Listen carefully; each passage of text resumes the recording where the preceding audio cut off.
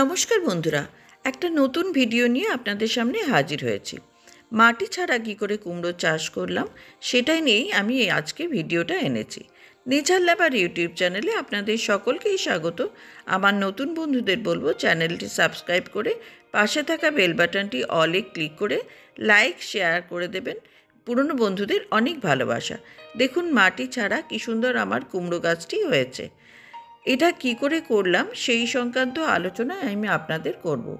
বাড়িতে কতগুলো কুমড়ো এসেছিল, সেই কুমড়োর বীজ আমি শুকিয়ে রেখেছিলাম।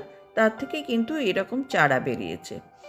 আর এই চারাটাই আমি আবার একটা বড় জায়গাতে প্রতিস্থাপন করব। সেই জন্য কিভাবে আমি এই মাটিটা তৈরি করে নিয়েছি, মাটি নয়, এগুলো সবই অন্যান্য জিনিস।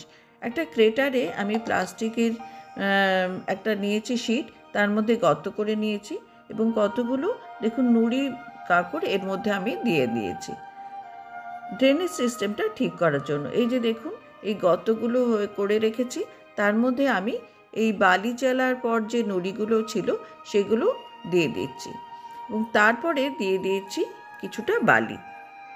আমরা ড্রেনেজ সিস্টেমটা অন্যান্য গাছের ক্ষেত্রে যেমন করি, এক্ষেত্রেও সেরকমই করছি।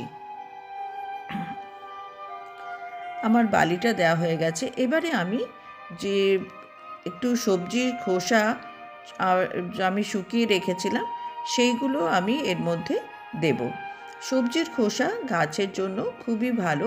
দেখুন, এই সবজির খোসা, ডিমের খোসা, চা পাতা, এইগুলো আমি সমস্ত শুকিয়ে রেখেছিলাম। এইগুলো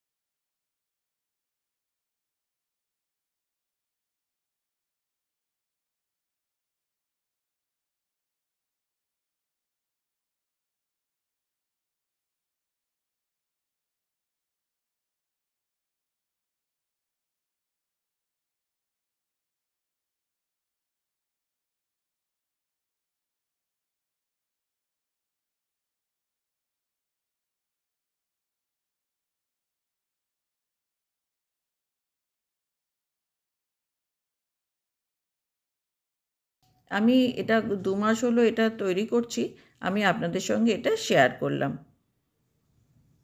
বন্ধুরা, এবারে আমি একটু জল দিয়ে দিলাম। এখানে আমি কিন্তু মাঝে মাঝে দিয়েছি একটু সর্ষের খোল। দেখুন, দেখতেই বুঝতে পারছেন সর্ষের খোল পাতলা করে আমি একটু দিয়েছি।